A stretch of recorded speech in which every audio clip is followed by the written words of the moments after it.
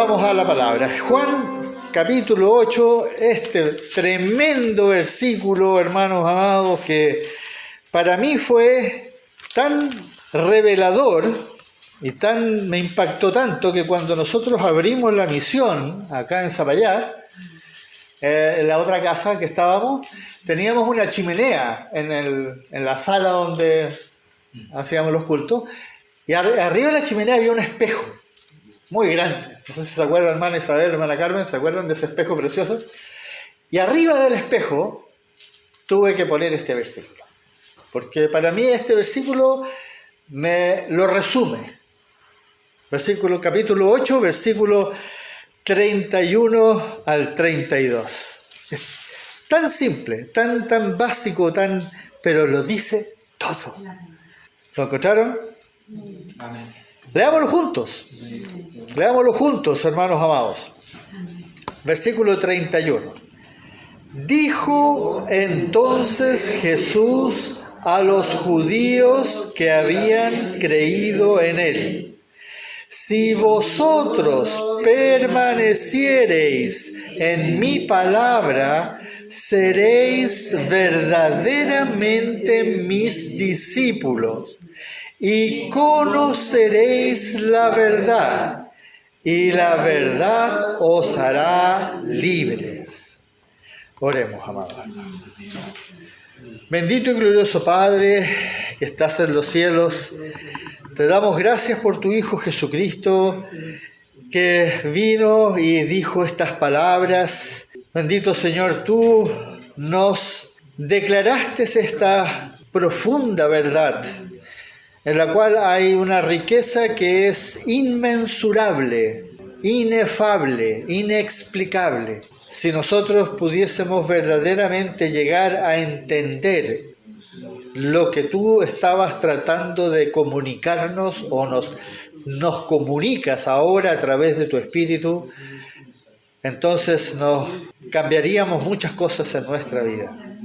Te pedimos ahora que tú seas guiándonos a través de esta verdad y las cosas que vamos a ir escuchando de tu palabra, para que se asiente en nosotros y verdaderamente, como lo dice ahí, esta verdad nos haga libres.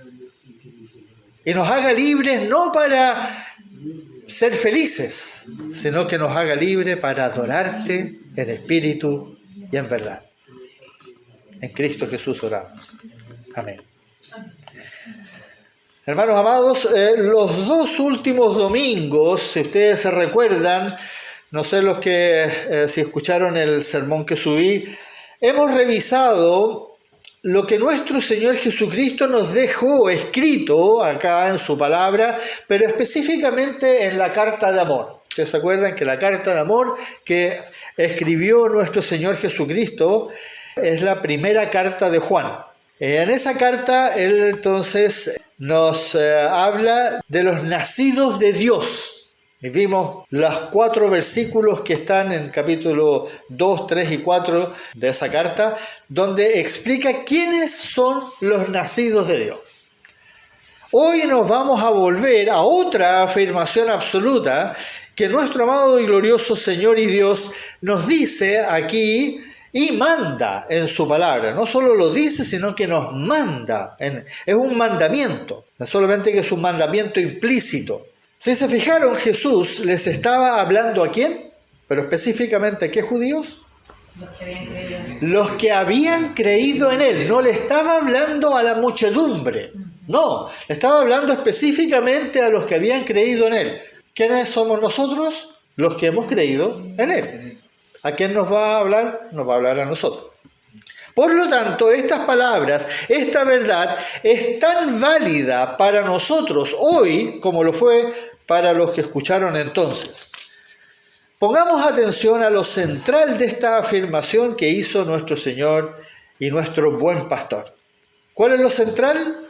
Solo si permanecemos en su palabra. Esa es la afirmación central. Si eso se cumple, si esa verdad se cumple en nosotros, entonces lo demás viene, como se dice, por añadidura.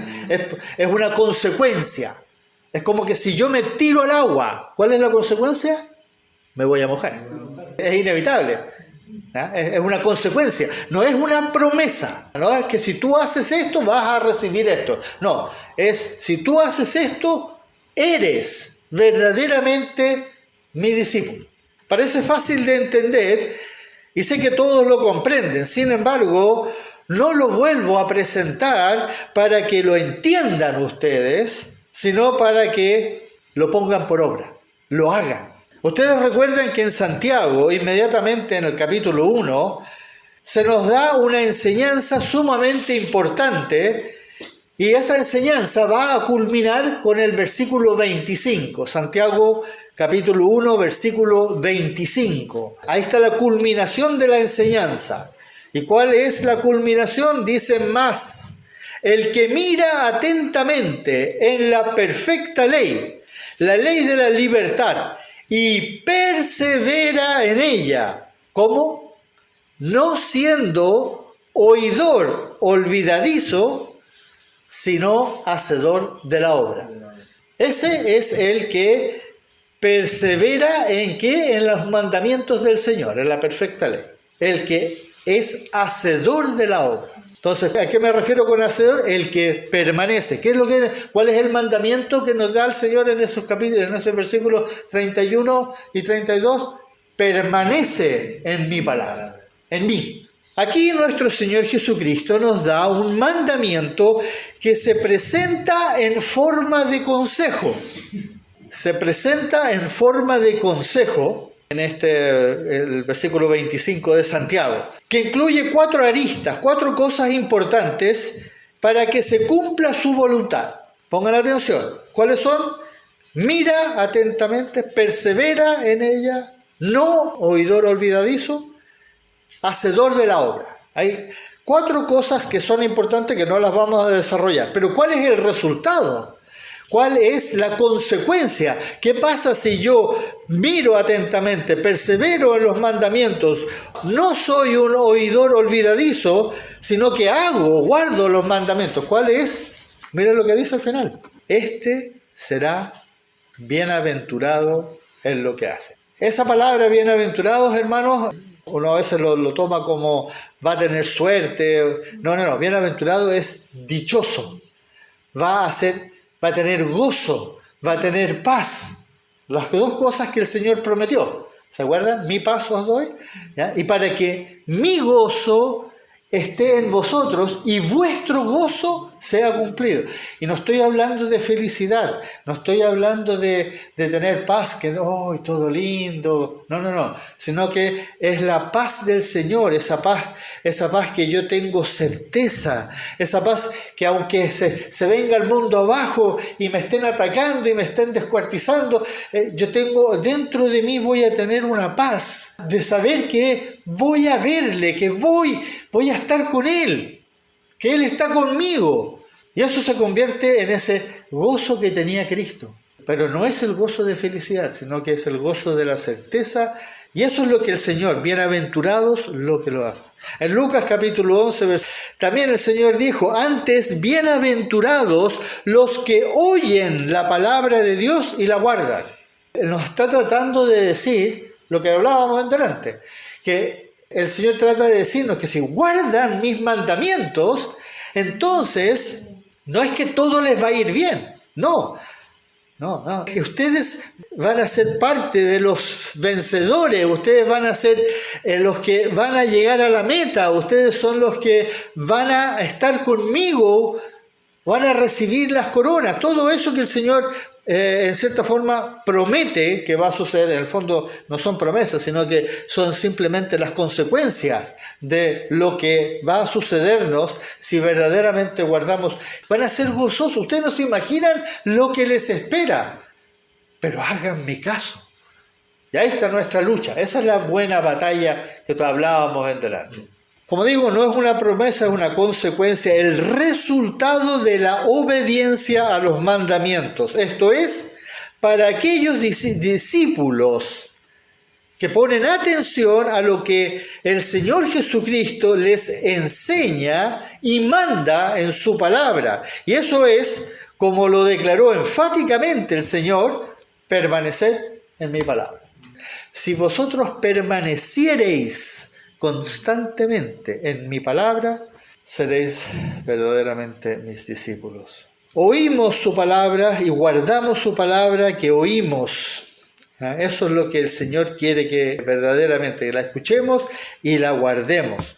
Pero todo esto solo puede ser posible si tú eres un verdadero discípulo. Ahí están nuevamente los dos grupos, los verdaderos discípulos y los discípulos.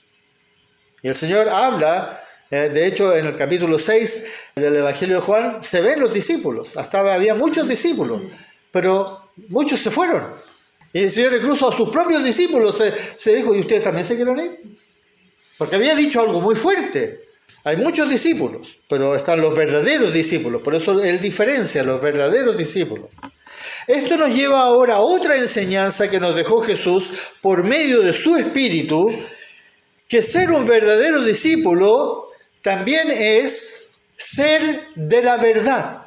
Una cosa es permanecer en la palabra y otra cosa es ser de la verdad. Pongan atención. Vamos a ver si esto es cierto. El Señor dijo algo muy importante cuando habló con Pilato.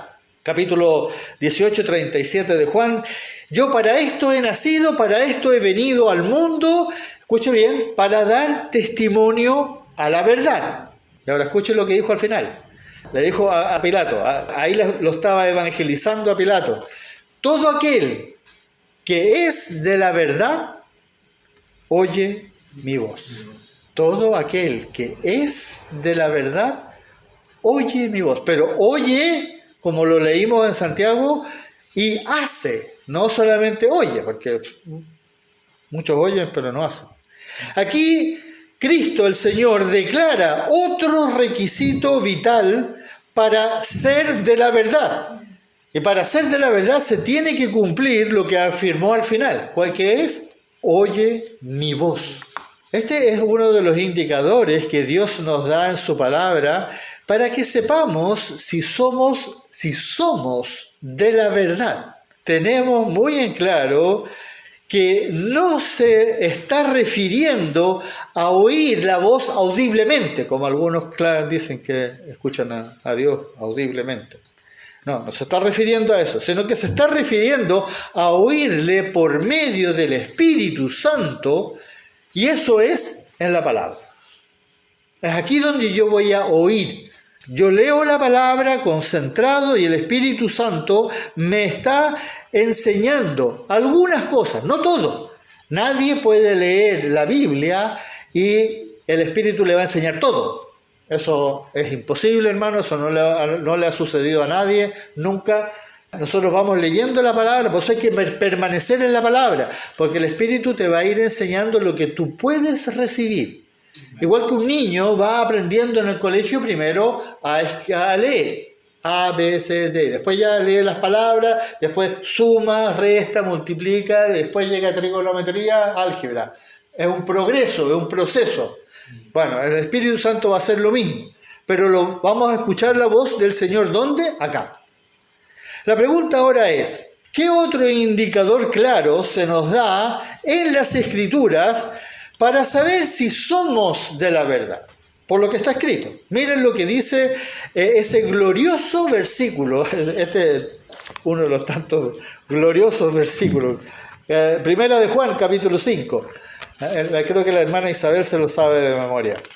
El famoso capítulo 5, versículo 20. ¿Se acuerda? Pero leámoslo juntos, hermanos amados. Primera de Juan, capítulo 5, versículo 20. Este es lo último. Piensen que el Señor le escribe una carta de amor a su iglesia, a su amada novia, y lo último que le dice son estas palabras, este versículo 20. Pero sabemos que el Hijo de Dios ha venido y nos ha dado entendimiento para conocer al que es verdadero, y estamos en el verdadero, en su Hijo Jesucristo. Este es el verdadero Dios y la vida eterna. Lo hemos predicado en otras ocasiones y siempre Es maravilloso poder volver a esto que complementa lo que estábamos justamente exhortando y exponiendo. ¿Se fijaron en ese detalle? Nos ha dado, ¿qué cosa? Entendimiento. No hay ningún cristiano que pueda venir y decir, no, es que yo no entiendo la palabra. Entonces, ¿Jesús mintió o tú estás mintiendo? O tú estás equivocado. Nos ha dado entendimiento. ¿Y cuál es el propósito de ese entendimiento? Como dice ahí, conocer al que es verdadero. Entonces Jesucristo, el Hijo de Dios, que es la verdad, nos ha dado entendimiento, y un entendimiento que no procede del mundo, obviamente, sino que procede directamente de Dios. Y la pregunta es, ¿con qué designio? ¿Por qué Dios decidió que eso iba a ser así? Justamente como decíamos, para conocer al que es verdadero. Entonces la pregunta ahora es, ¿conoces tú al que es verdadero? ¿Lo conoces verdaderamente? ¿Eres tú del verdadero? ¿Eres tú realmente del verdadero? Para eso tenemos que volver a la palabra que nos plantea otra afirmación que complementa esto. En el mismo capítulo, primera de Juan, pero ahora el capítulo 3. Vayan ahí al capítulo 3 de primera de Juan y miren los versículos 18 y 19. Hijitos míos, no amemos de palabra ni de lengua, sino de hecho y en verdad, en verdad. Y en esto conocemos que somos de la verdad. En que conocemos que somos de la verdad. Esta palabra somos, del griego, significa existimos, existimos. Ahora nosotros existimos en la verdad, de la verdad. Somos parte de la verdad. Por eso ahora siempre se habla de que nosotros somos el cuerpo ¿de quién? ¿El cuerpo de Cristo. De Cristo. Díganlo con certeza. Somos el cuerpo de Cristo. Él es la cabeza, como lo dice la palabra, ¿no es cierto? Nosotros ahora somos de la verdad. Somos parte del cuerpo de Cristo. Pongan atención. Como lo decíamos anteriormente, cuando nos amamos de hecho y en verdad. De hecho y en verdad. Este amarnos de hecho y en verdad procede justamente de ese nuevo mandamiento que el Señor nos dio claramente, y es tan importante que lo entendamos correctamente. Ese nuevo mandamiento, capítulo 13, versículo 34 de Juan. Un nuevo mandamiento os doy, que os améis los unos a los otros, pero como yo os he amado. ¡Wow! Ahí cambia todo el espectro. Como ya lo hemos visto en otras ocasiones, ese amarnos como Cristo nos amó es, en el fondo, ahí está resumida la doctrina de la comunión, la perfecta comunión. Porque ¿cuál es la comunión más perfecta que existe? Padre, Hijo y Espíritu Santo. Esa es la comunión. Y podemos tener la más absoluta certeza que el amor en la comunión de la Trinidad es demasiado sublime para poder siquiera tratar de imaginarnos. Ahora el Señor dice que nos podemos amar entre nosotros como Él nos amó. Por eso no nos puede dar un mandamiento que nosotros no podamos cumplir. Está claro, sería absurdo que el Señor te exija algo y nosotros lleguemos finalmente a su presencia. Señor, pero tú me pediste que hiciera esto y yo no lo pude hacer. ¿Por qué lo podemos hacer? Porque somos de Él. Y si le pedimos a Él, lo podemos hacer. No es que nosotros seamos capaces, no.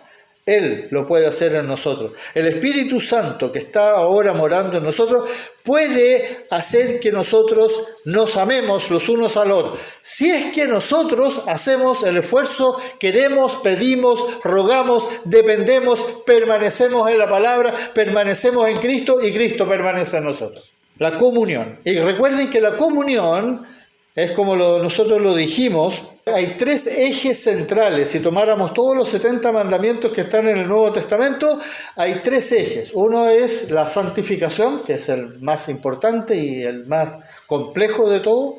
El otro es la adoración correcta y el otro es la comunión. La comunión es lo único que va a permanecer para siempre. Porque una vez que estemos en el cielo vamos a tener comunión para siempre. Y por esa comunión nosotros en el fondo vamos a adorar y ya no nos vamos a tener que santificar porque vamos a ser santos. La verdadera comunión que se nos manda aquí en Primera de Juan se basa en el verdadero amor. Por eso el Señor Jesucristo va a agregar en esta afirmación absoluta, aquí en el capítulo 13 del nuevo mandamiento, otra verdad que nos ayuda a entender esto de ser discípulos. ¿Qué dice en el versículo 35? En esto conocerán todos, después de que nos da el nuevo mandamiento y nos dice que nos tenemos que amar los unos a los otros como Él nos amó, dice, en esto conocerán todos que sois mis discípulos, si tuviereis amor los unos con los otros. Sí, amados, los unos con los otros, pero no de palabra ni de lengua, sino de hecho y en verdad, como ya lo habíamos leído antes. Pero para eso tú primero tienes que ser de la verdad. ¿Se acuerdan lo que el Señor dijo? Y para ser de la verdad, tú tienes que conocer al que es verdadero, a Jesucristo, el Hijo de Dios, el verdadero Dios y la vida eterna, como Él lo dijo en Juan 5:20. Así volvemos al comienzo, cuando leímos que el Señor nos dice, nos enseña sin rodeos, que si permanecemos en su palabra, seremos verdaderamente sus discípulos. Entonces, se fijan como todo ahora se va conjugando. Entonces, ¿qué va a pasar si yo permanezco en la palabra y soy verdaderamente su discípulo? Entonces se producirá algo que es trascendental, absolutamente trascendental. ¿Qué va a pasar? Vamos a conocer la verdad. Vamos a conocer la verdad. En otras palabras, cuando yo escucho que voy a conocer la verdad, ¿a quién voy a conocer? A Cristo, al único que es la verdad. Y si finalmente eso sucede, entonces estaremos en el verdadero y por consecuencia seremos de la verdad, como se lo dijo a Pilato. ¿Por qué seremos de la verdad? Porque oiremos su voz. Todas esas cosas, fíjense cómo se van uniendo. Eso fue justamente lo que le dijo Pilato, que los que son de la verdad oyen mi voz. Dado que seremos libres por conocer la verdad y ser de la verdad y estar en la verdad, podremos entonces recién amarnos los unos a los otros. Y aquí viene esa palabra clave. ¿Cómo Jesucristo nos amó? Y así seremos sus discípulos. Así vemos cómo se confirma una doctrina por medio de la palabra, por medio de la verdad, que es justamente lo que nuestro buen pastor nos enseña en estos versículos que hemos citado, para que no seamos engañados con cosas que provienen de la mente humana. El amor humano, me refiero, que viene de ese humanismo, de esa religión perversa. El humanismo es una religión perversa que lamentablemente se ha estado infiltrando cada vez más en la iglesia y que lo único que pretende es confundirnos, dividirnos, separarnos, con el propósito que no nos amemos los unos a los otros como Cristo nos amó. Sino que hoy día, lamentablemente, dentro de la iglesia se está hablando mucho nos tenemos que amar entre nosotros. Y hablan de que amarse es esto y lo otro, todas las cosas como lo hace el mundo. El mundo también se aman entre ellos. La familia, los amigos, etcétera, etcétera. Hay muchas formas de amarse. No, el Señor no dijo eso. El Señor dijo, no. Ámense los unos a los otros como yo os he amado. Y eso es muy distinto, hermanos amados. Y no lo voy a poder entender si no permanezco en su palabra. Y si no permanezco en su palabra, no soy de la verdad. Y no estoy en la verdad. ¿Se fijan cómo esto está unido? Entonces, un verdadero discípulo es primeramente el que permanece en la palabra de nuestro Señor Jesucristo. Y por lo tanto, es de la verdad. Porque conoce la verdad. Porque está en el verdadero, que es nuestro bendito y glorioso Señor Jesucristo. Y a Él, hermanos amados, a Él, solo a Él, sea toda la gloria, la honra, el poder, la alabanza, el imperio, la adoración, amados hermanos, por los siglos de los siglos. Amén. Bendito y glorioso Padre que estás en los cielos, te damos gracias porque nos has llevado nuevamente a tu palabra y has hablado a nuestro corazón a través de tu Espíritu. Y ahora ayúdanos a justamente lo que escuchamos, no ser oidores olvidadizos, sino hacedores de la palabra, de la verdad. Porque anhelamos glorificarte, anhelamos adorarte, anhelamos verdaderamente ser lo que tú quieres que nosotros seamos, para que tu nombre sea exaltado, para que tú seas glorificado, para que tu Hijo sea lo más importante en nuestra vida en todo sentido y realmente le adoremos en espíritu y en verdad. Bendito seas, oh Dios eterno. Gracias por tu palabra, gracias eternamente porque en ella encontramos todas las explicaciones que necesitamos para entender, para poner por obras ese entendimiento que tú nos diste y ahora conocer a tu Hijo Jesucristo y verdaderamente rendir nuestras vidas a sus pies. En el nombre de Él hacemos esta oración. Amén.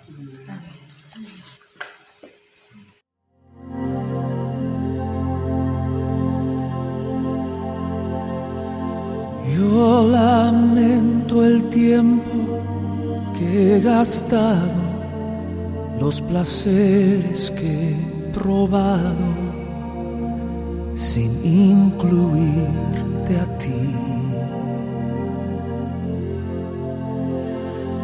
Y aunque tu amor está conmigo, yo no lo he preferido al pecado que hay en mí. Perdóname, ya no tengo excusas. Perdóname, no hay otro a quien culpar. Y vuelvo a ti, a dar mi amor a Cristo, me humillo ante ti.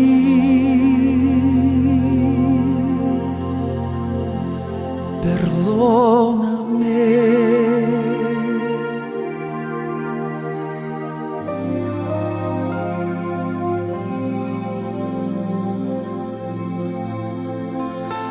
Yo lamento haberte postergado, tus mandatos rechazado para dedicarme a mí.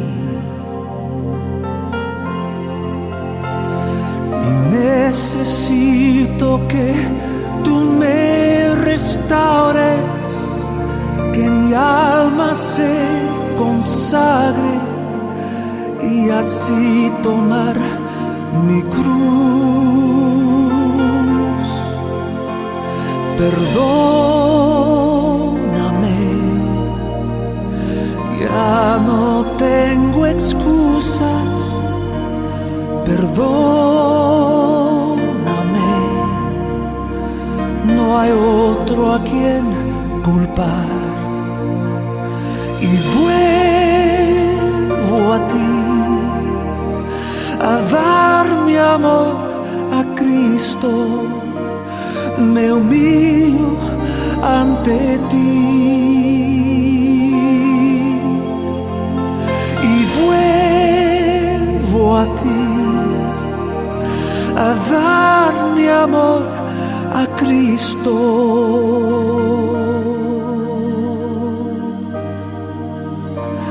Me humillo ante ti.